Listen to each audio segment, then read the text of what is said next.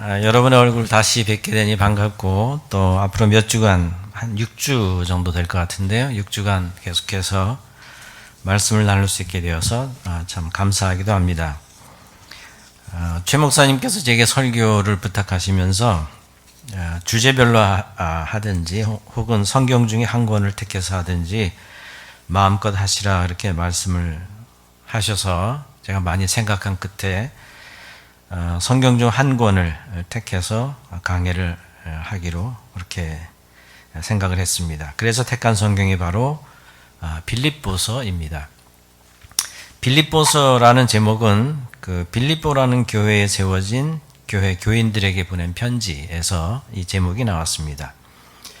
이 빌립보라는 마을은 성경 사도행전에도 나오는데 바울이 한 10여 년에 걸쳐서 3번의 그 전도여행, 선교여행을 떠납니다.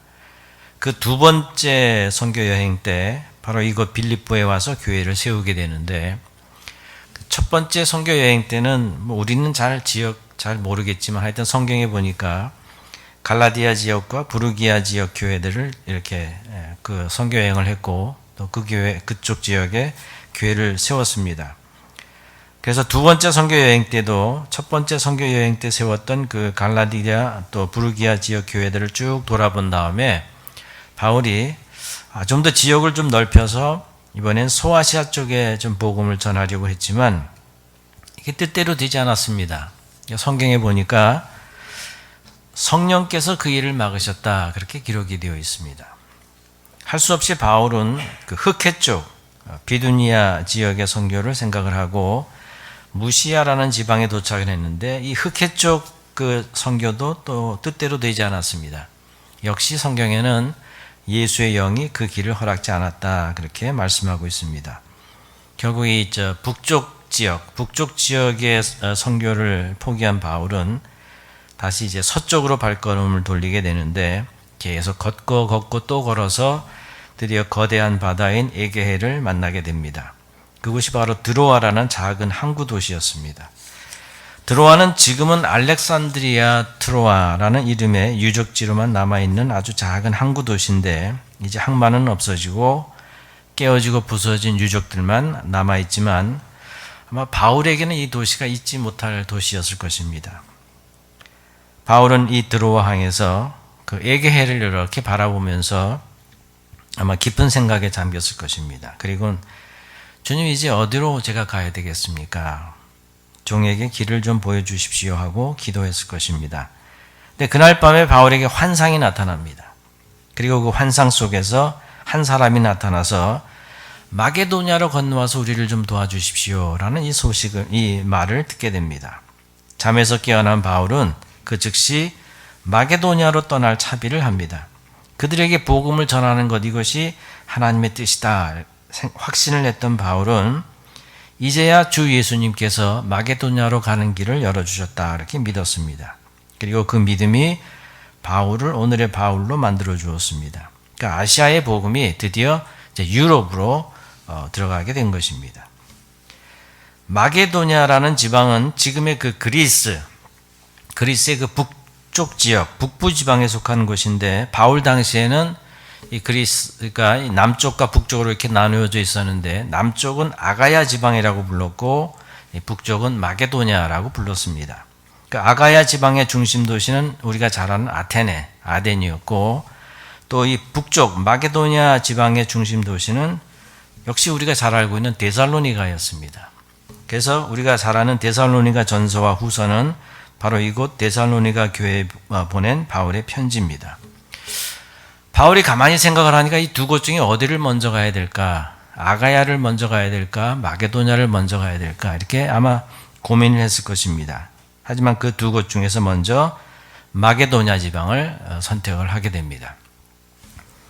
아마도 아가야보다는 좀 가까웠기 때문에 그곳을 선택하지 않았나 그렇게 생각을 합니다.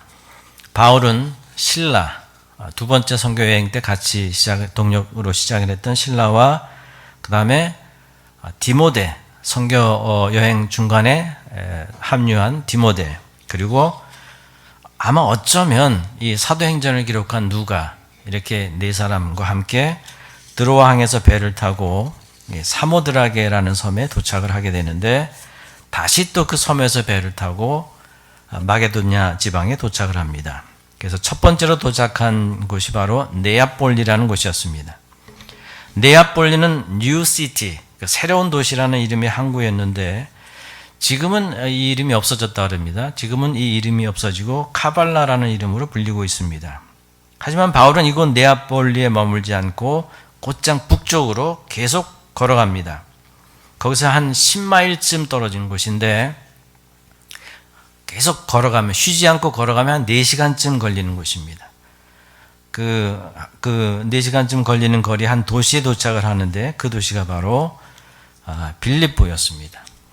지금도 이 지역에는 빌립보라는 이름의 도시가 있다고 합니다.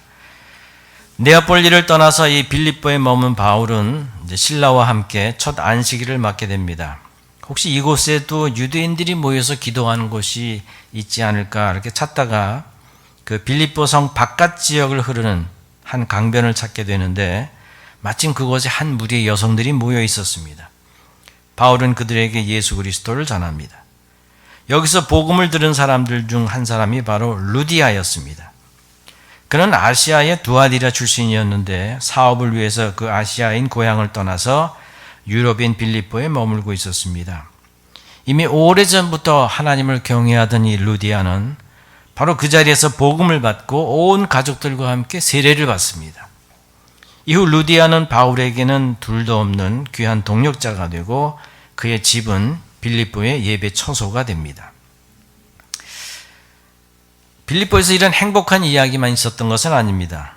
어느 날 기도하러 가던 중에 한 여인을 만나는데 종이었습니다. 근데 아주 특별한 종이었습니다. 귀신이 들려가지고 점을 치는데 그 점을 쳐서 돈을 벌어서 주인을 부자로 만들어 주었습니다. 그런데 이 귀신 들린 여종이 바울과 실라를 쫓아다니면서 괴롭힙니다. 저 사람이 누구다 그러면서 소란을 핍니다. 결국 바울은 이 여종에게서 귀신을 몰아냅니다. 여종은 더 이상 점을 칠 수가 없게 되었고 이로 인해서 돈을 벌 수 없게 된 주인이 바울과 실라를 고소합니다. 재판정으로 끌려간 이들을 로마 행정관이 앞뒤 따지지도 않고 이 두 사람의 옷을 벗기고 매를 친 후에 감옥에 가두어 버립니다. 하지만 여러분 잘 아시죠? 한밤중에 바울과 실라가 기도하면서 찬양합니다. 기적이 일어났습니다.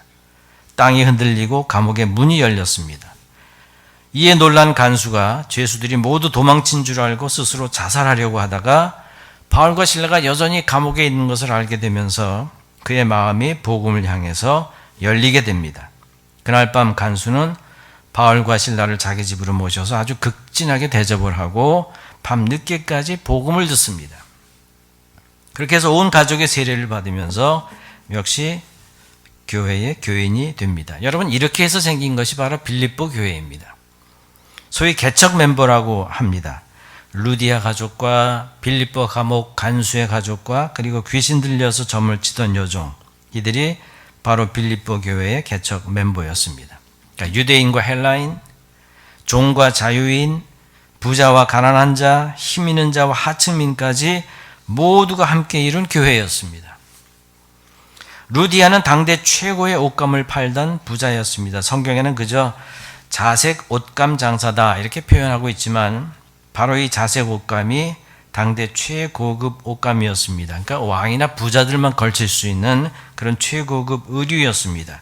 이 옷감은 유대인들에게도 아주 잘 알려져 있어서 주님이 하신 부자와 나사로의 비유, 여러분 아마 잘 아실 것입니다.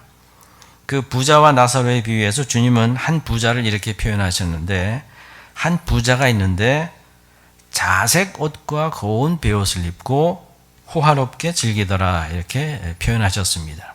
주님도 부자의 상징으로 자색 옷을 입고 있었다 그렇게 말씀하셨습니다. 바로 이 자색 옷감을 팔던 루디아는 빌립보 내에서도 누구 못지않은 부자였을 것입니다. 다른 교인인 간수는 로마 시민권을 가진 아주 탄탄한 지위의 중산층이었습니다. 힘도 있고 돈도 있어서 어느 정도 살만한 그런 지위의 가족이었습니다. 마지막 여종은 사실 사람이라고 할 수 없는, 어쩌면 동물과 마찬가지 취급을 받던 하층민 중의 하층민이었습니다. 그래서 자칫 주인이 실수로 이 여종을 죽여도 그건 살인이 아니었습니다. 그저 재산상의 손해를 입는 정도로 생각을 했습니다.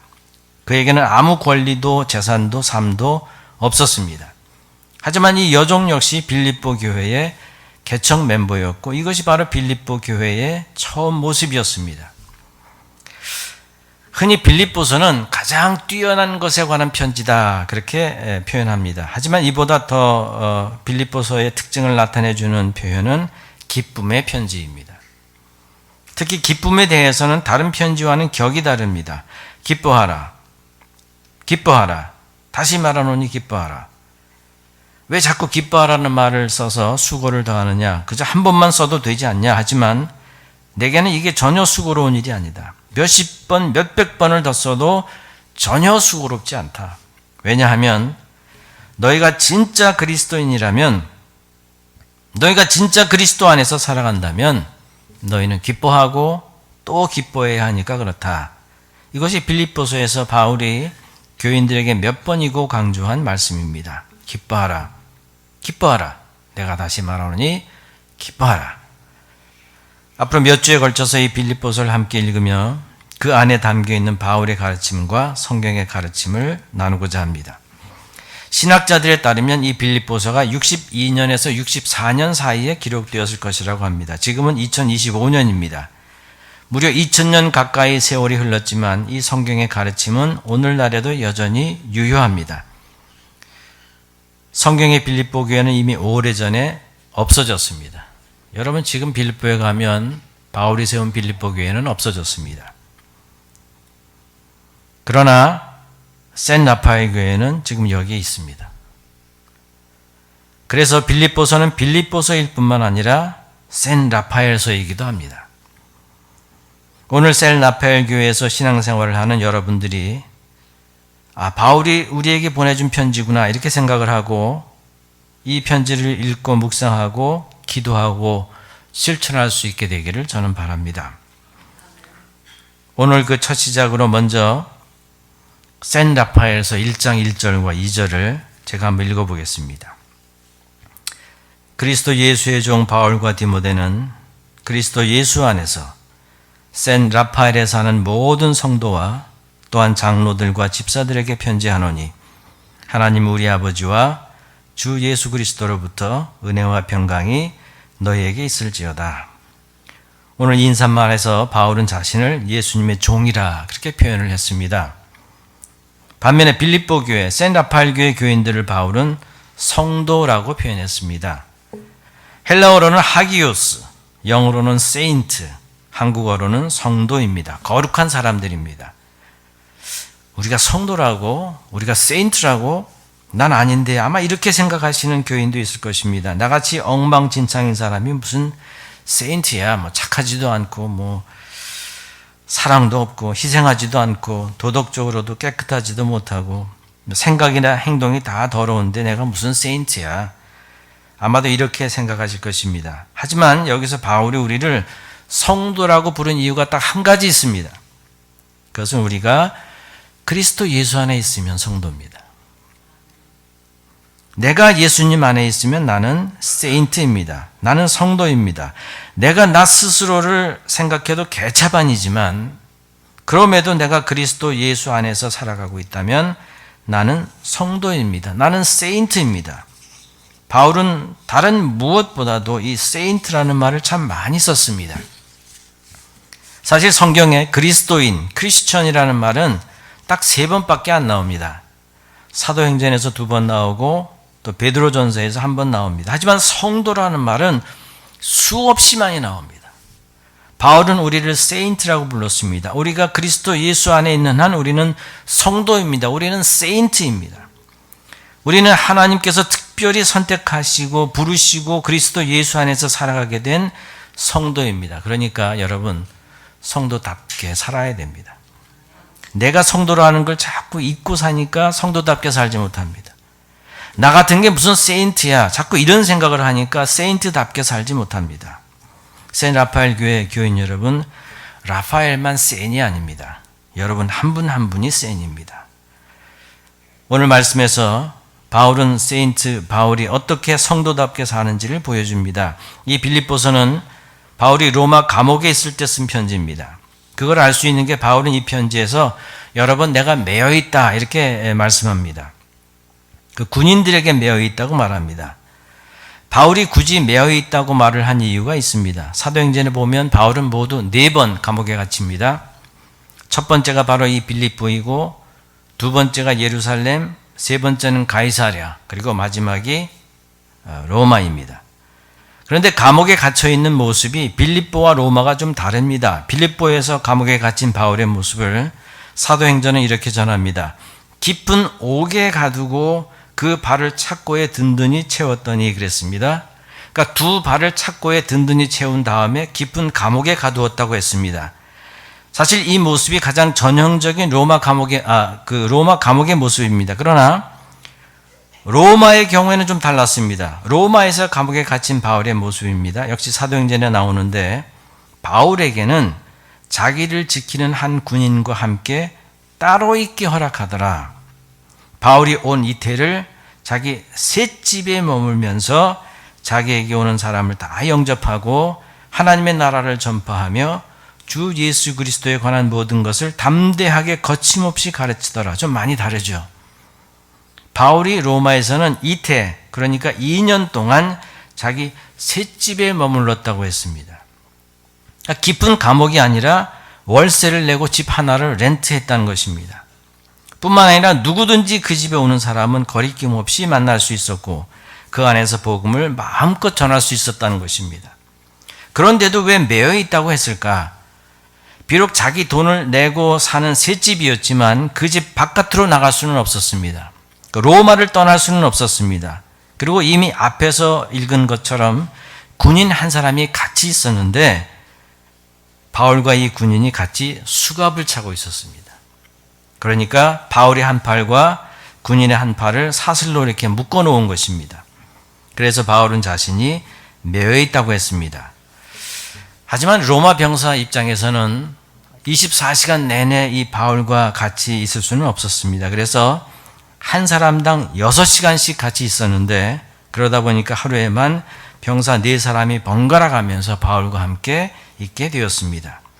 학자들에 따르면 당시 시위대 안에는 약 9,000명의 로마 병사들이 있었다고 합니다. 그 중에 적지 않은 시위대 병사들이 바울과 적어도 6시간은 꼼짝없이 같이 있어야 했습니다. 자, 그런데 여러분, 이 바울이 이 6시간 동안 뭘 하고 있었을까요? 성경은 그가 하나님의 나라를 전파하고 주 예수 그리스도에 관한 모든 것을 담대하게 거침없이 가르쳤다고 했습니다.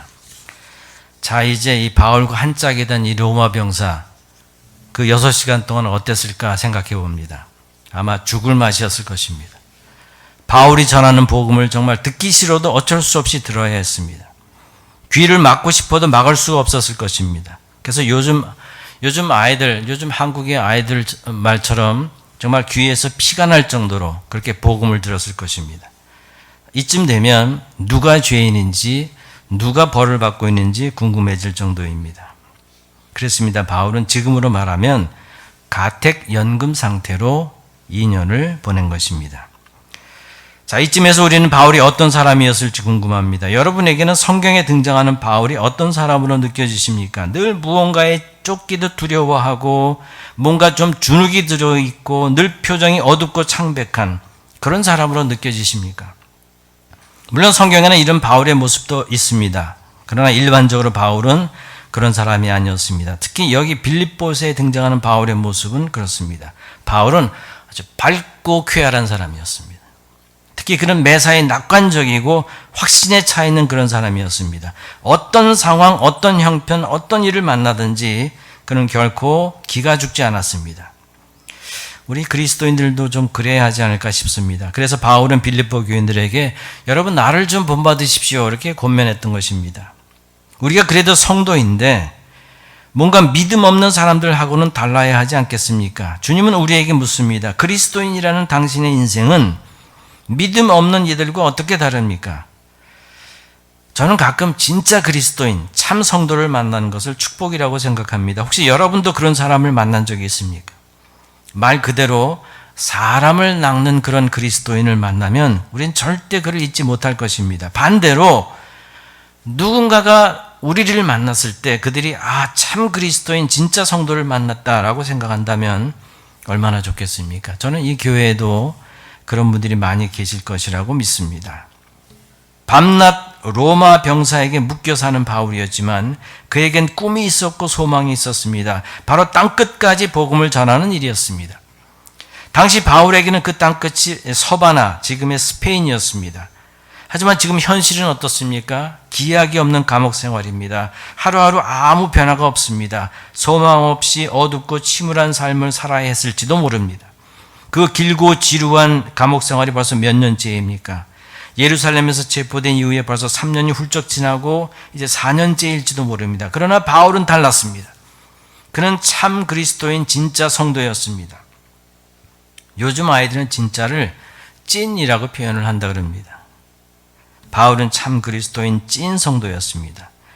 여러분 한번 시간을 내서 빌립보서를 처음부터 끝까지 찬찬히 한번 읽어보십시오. 그 어디에도 불평이나 불만이 나오지 않습니다. 오히려 싸움에서 이긴 사람처럼 승리와 기쁨, 확신으로 가득 차 있습니다. 어떻게 그럴 수 있겠습니까? 몇 년 전에 바울이 고린도 교회에서 한 1년 반 정도 머물면서 로마 교회로 편지를 보낸 적이 있습니다. 우리는 이것을 로마서라고 부르죠. 여기서 바울은 이런 말을 합니다. 우리가 알거니와 하나님을 사랑하는 자, 곧 그 뜻대로 부르심을 입은 자들에게는 모든 것이 합력하여 선을 이루느니라. 바울에게는 이 확신이 있었습니다. 이 믿음이 있었습니다.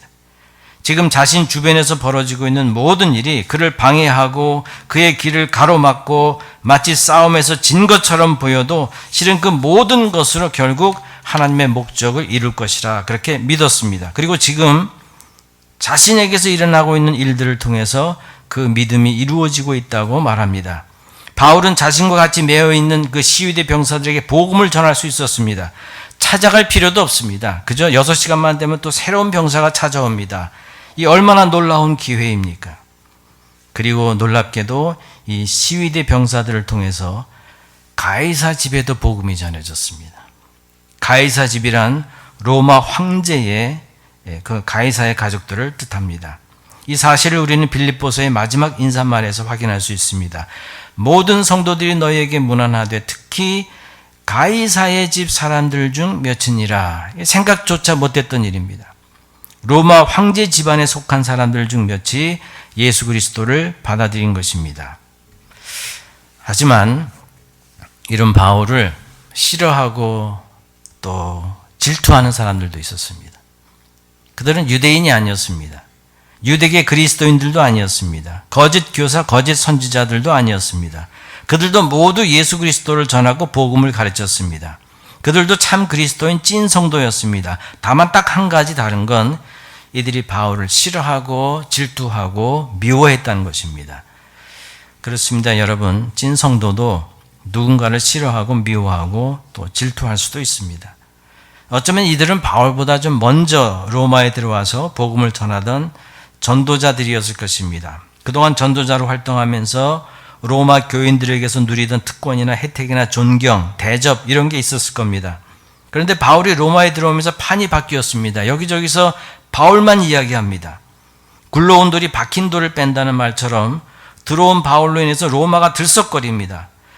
그러다 보니까 이유 없이 미움이 생기고 질투심이 생겼습니다. 하지만 가택연금 상태였던 바울은 자유롭게 활동을 할 수가 없습니다. 기회였습니다. 이때를 틈타서 이들 전도자들이 이전보다 더 열심히 복음을 전합니다. 바울에게 빼앗겼던 그 관심과 존경 이런 건 내가 되찾자 이런 희망을 갖고 말입니다. 그러면서 바울이 속상해하면서 그 자신들을 부러워하고 질투할 것이다 그렇게 생각하면서 그들은 아주 열심히 그리스도를 전합니다. 여러분, 그런데 이런 현상에 대한 바울의 태도는 어땠습니까? 바울은 이런 것에 전혀 관심이 없었습니다. 오늘의 18절이 참 멋집니다. 바울이 찐 성도임을 보여주는 구절입니다. 바울은 18절을 이렇게 시작합니다. 헬라어 성경으로는 티가르인데 이를 우리 개역 개정역은 그러면 무엇이냐 이렇게 번역을 했지만 또 다른 번역서인 표준 새번역은 이 구절을 이렇게 멋지게 번역했습니다. 그렇지만 어떻습니까? 그렇지만 어떻습니까? 바로 이 말씀이 제 마음에 꽂히면서 오늘 설교 제목도 이걸로 정한 것입니다. 영어 번역도 보니까 대부분의 번역서는 what then, 그러면 무엇이뇨 이렇게 번역을 했지만 NIV는 하지만 그게 무슨 문제입니까? But what does it matter? 이렇게 번역을 했고 특별히 ISV는 But so what? 이렇게 번역을 했습니다. 바울 자신에게는 이런 게 하등 문제거리가 안 된다는 것입니다. 어떻게든 복음이 전해진다면 그것으로 나는 기뻐하고 또 기뻐하겠다는 것입니다. 성도 여러분, 여기서 뭔가 좀 통쾌함을 느끼지 않습니까? 여러분은 다른 사람들의 성공을 어떻게 보십니까? 그리스도인이 얼마나 성숙한지를 잴 수 있는 잣대가 있다면 바로 이것일 겁니다. 나는 다른 사람의 성공을 어떻게 보느냐? 만일 그들의 성공을 진심으로 기뻐할 수 있다면 나는 찐 성도입니다. 그러나 그냥 아무 표정 없이 상투적인 말로 축하한다 그러면서 마음의 시기와 질투를 숨기고 있다면 아직은 덜 완성된 성도입니다. 다른 이의 성공을 진실로 기뻐하고 축하해 주는 것, 이것이야말로 성숙한 찐 성도의 모습입니다. 그런데 여러분, 이게 참 쉽지가 않죠. 웨스트 버지니아 어느 마을에 두 교회가 있었습니다. 하나는 침례교회이고 또 하나는 감리교회였습니다. 그런데 이 두 교회 사이에 언젠가부터 은근히 라이벌 관계가 있었습니다. 어느 분이 이제 침례교를 찾아가서 물어봤습니다. 요즘 교회 어떻습니까? 그러자 침례교 교인이 대답합니다. 요즘 교회 참 힘듭니다. 지난 1년은 거의 지옥이었습니다. 모든 상황들이 다 나빠지기만 했고 특별히 교인들이 많이 좀 빠져나갔습니다. 여기까지 말하던 이 침례교회 교인이 갑자기 미소를 짓습니다. 뭔가 좋은 소식이 있는 모양입니다. 이런 말을 합니다. 하지만 감사하게도 이웃 감리교회는 더 나빠졌습니다. 더 많은 교인이 빠져나갔습니다. 그나마 이웃 교회가 망해가는 걸로 위로를 삼고 있었습니다. 어쩌면 이게 우리의 찐 마음일지도 모르겠습니다. 샌라파엘 교회 성도 여러분, 우리는 센입니다. 우리는 참 그리스도인 찐 성도입니다. 그럼에도 우리는 실패할 수 있습니다. 우리는 망할 수 있습니다. 하지만 우리 안에서 선한 일을 시작하신 하나님은 끝내 당신의 일을 이루실 것입니다. 그래서 우리는 실패해도 우리는 망해도 하나님 안에만 있다면 여전히 소망이 있습니다. 그렇게 우리는 바울처럼 어떤 형편에서도 이렇게 말할 수 있습니다. 티가르. 그렇지만 어떻습니까? So what? 다른 사람들이 잘 돼? 성공했어? 티가르. 그렇지만 어떻습니까? 이런 통쾌함과 담대함이 있다면 우리는 찐 성도, 참 그리스도인으로 살아갈 수 있게 될 것입니다. 참 그리스도인 찐 성도로 또 한 주간 그리스도 안에서 기쁘게 살아가시는 여러분이 되시기를 간절히 축원합니다. 기도하겠습니다. 사랑하는 하나님 아버지, 감사합니다. 사랑하는 샌라파엘 교회에 와서 또 하나님의 말씀을 증거할 수 있는 이 귀한 축복을 주심에 감사를 드립니다. 오늘 이 말씀처럼 우리가 어떤 형편, 어떤 상황에 놓여 있든지 우리 안에서 착한 일을 시작하신, 선한 일을 시작하신 그 하나님께서 반드시 우리를 통해 그 일을 이루시리라는 믿음을 갖고 오늘도 세상 속에 나아가 참 그리스도인 찐 성도로 살아갈 수 있는 저희 모두가 되게 하여 주옵소서. 예수님의 이름으로 간절히 기도하옵나이다. 아멘.